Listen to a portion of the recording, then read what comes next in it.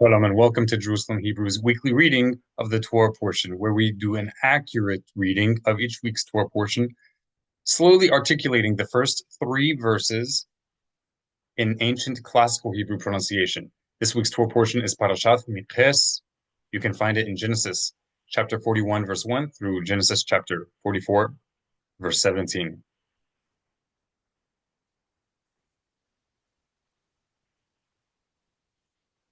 Repeat after me. Why he? Why he? I'm reading in the transliteration, but feel free to follow in the Hebrew alphabet. That's actually even better, reading from right to left. Why he? When you see an accent symbol over a letter, that tells you that you emphasize that part of the word as opposed to other parts of the word. It means that that part of the word should stand out more than the other. So why he is accenting the he as opposed to why he. If it were why he, there'd be no accent here. The accent would be over here. So be careful with regard to that when reading the transliteration. Why he, مقياس, مقياس, شناثايم, شناثايم, يميم, يميم, وفرع, وفرع. Make sure you do not say ufaro, not ufaro, but ufar, pause. There needs to be a break between the sound of the R and the sound of the O. So again, not ufaro, but ufar. The resh, the R, belongs to the same syllable as the F. Ufar, far, that's one syllable. And then the is a syllable all unto itself. Do not make the R join unto the next syllable. That would be a incorrect reading according to all traditions, if read accurately according to any historical tradition of Hebrew. Ufar'ah, hulan, hulan. If you see an H with a dot under it, it lets you know that this is not a regular H sound like the word help, but this is the letter het, het, hulan, وهنه, وهنه, عماذ, عماذ. If you see a dot under the D, it lets you know that the dot fell out of the dalid. It is a dalid lacking a dot inside. That means it's what is called a dalit refuya. If you are not familiar with beged kafet, then please look that up. Suffice it to say, there are 6 letters in the Hebrew alphabet that the sound, the way you produce the sound of the letter of those 6 letters changes depending on whether or not there is a dot inside of those letters. So daled with a D, I'm sorry, daled with a dot inside would be D like in the word dog. Daled without a dot inside, where the dot falls out, then it's going to be a TH sound like in the word they or them, as opposed to the TH sound in the word three or think. So that's a voiced TH sound. That means you should be vibrating your vocal cords when you do it. Do not say meth, not meth like the drug, not meth, but meth. You should vibrate or hum your vocal cords while doing it. Meth. And this is the case for all dalids which lack a dot. Again, we're only speaking about classical ancient Hebrew here and not the popularized form of modern Hebrew, simplified for ease of learning. Umez, al, al. It's bolded to let you know that this vowel is pronounced with the consonant ayin. If you say al with an aleph, that means don't or shall not. But with an ayin, it's a completely different word. Al and not al. Al and not al. Al. Hayur. Hayur. Okay, let's read it in the Hebrew.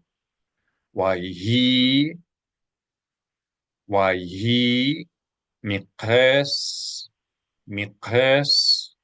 shanathayim. Make sure you pronounce the yud here like a consonant Y, and then the hirik vowel underneath it.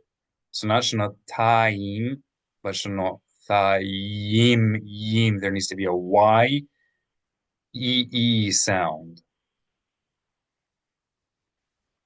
Shanathayim. Shanathayim. Yamim. Ufar'a. Mentioned before, the is separate syllable from the resh. And we can see it here in the Hebrew. There is a shawa under the resh. That tells you that the resh, the R consonant here, does not belong to the same syllable as the hulam of the ayin. This would be the case with any time you have a shawa, for any type of shawa. Ufar'a. حلم حلم وهن عماذ عماذ عل with an ayin عل هيئر هيئر. In Yemenite tradition of reading Hebrew, this shawa would be a silent shawa. هيئر. We'll read it one more time, a little bit more of a natural case. وهي مقاس شنوثايم يوميم وفرع حلم وهن عماذ على هيئر. And we'll do it one more time, even more of a natural case. وهي مقاس شنوثايم يوميم وفرع حلم وهن عمذ على هيئر. Pasuk haba. Next verse. Say pasuk haba. Next verse. Looking at the transliteration. Feel free to follow along in the Hebrew if you have learned the Hebrew alphabet. وهن من هيئر علف. Do not read this like a lot. Be careful to not read transliterations as if they are English words. So not a lot, but علف. This T is underlined to let you know it is a TH sound like in the word think. But using this method of transliteration, you can also read it using modern normative transliteration. And this distinguishes this T from the letter tet, which most transliterations do not allow you to distinguish. علف. شافع. Make sure you accent the appropriate syllable indicated by the accent syllable. So you might think that because this is bolded, you should accent it. That's not what it means. This is only bolded to let you know that there is an ayin here and not the letter he. The accented syllable is the e here. How do we know? Because there is a ta'am symbol under the shin. Sheva. Not sheva, but sheva. There's an ayin. Sheva. Paref. Make sure you don't read it like in English. You might have read parat. The O's in Hebrew transliterations make an O sound. sometimes an all sound, but do not read them as if they are English words. Arif, yafuf, yafuf, mar'eh, mar'eh. Be careful not to say mare. It is not mare. We have a apostrophe here to let you know that there is an aleph. And aleph signals a new syllable. When aleph is pronounced, which is any time it has a vowel marking, it is its own syllable. So do not give the letter R to the syllable of the aleph. This R belongs to the previous syllable. So not mare, in which case the R would go to the final syllable. Not mare, but mar, that's one syllable, mar, and then separately with the aleph sound, e, mar e, mar e, uv, ri, earth, uvri, earth, uvri, earth, uvri, earth, basar, basar, wa, tir, e, no, wa, tir, e, no. How many syllables is that? Wa, tir, no. 4 syllables.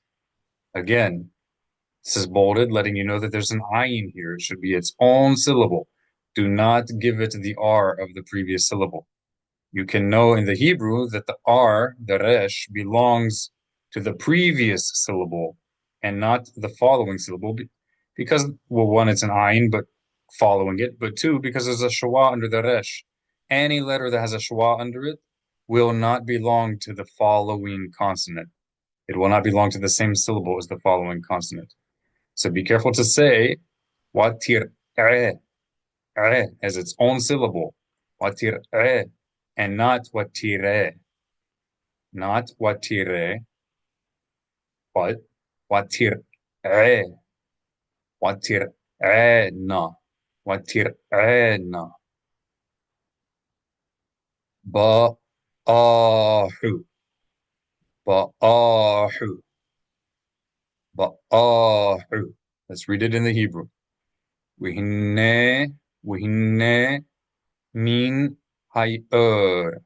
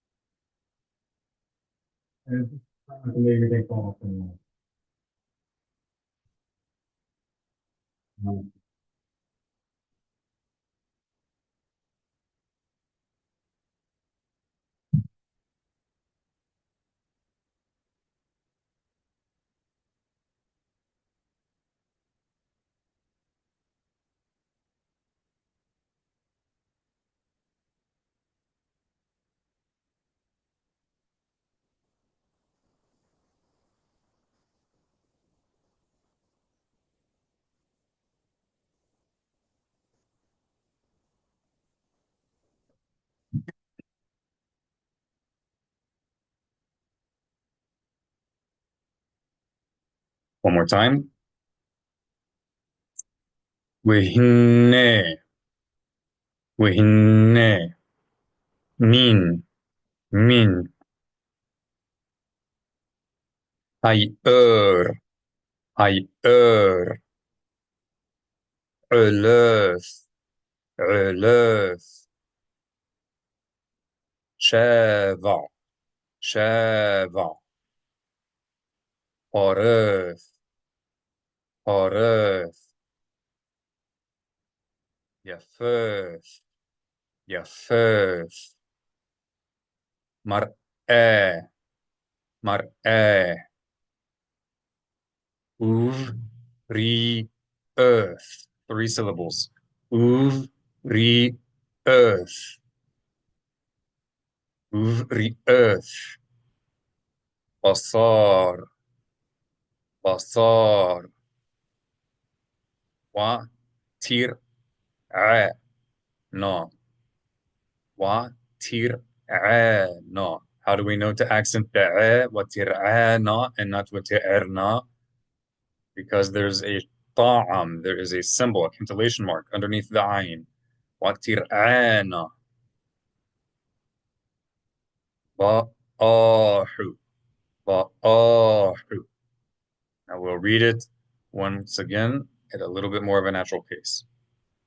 وهن من هيئر علث شابع فورث يفث مرأة وفرئث بصار وترعانا بآحو.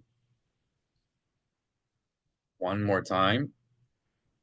وهن من هيئر علث شابع فورث يفث مرأة وفرئث بصار وترعانا بآحو بآحو. Pasuk haba. Next verse. Pasuk haba. Repeat after me in the transliteration or follow along in the Hebrew. وهن وهن شابع شابع حارث حارث أحرث أحرث علث علث آحرهن آحرهن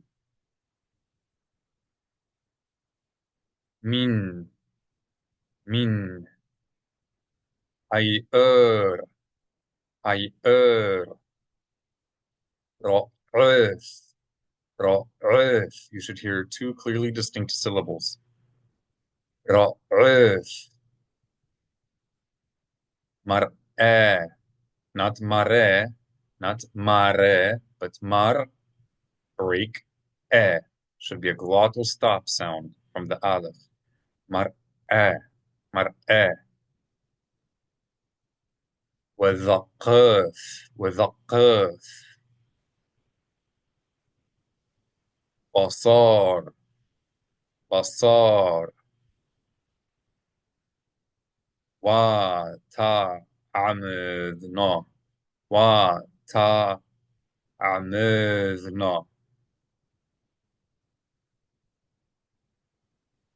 اسل اسل هبارث هبارث al al. Again, it's an ayn, not an aleph. Changes the meaning of the word.